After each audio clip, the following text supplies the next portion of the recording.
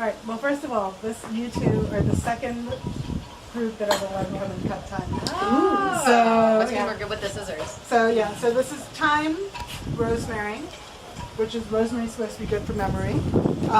These are peppers. What'd you say? Honey. Rosemary is good for memory, stimulating your memory. She just farted. So dill, oregano. We're getting guararos, scotch bonnet pepper. Yum. So you can actually probably try to do Work on that though.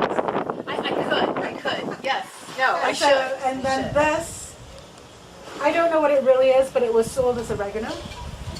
But it's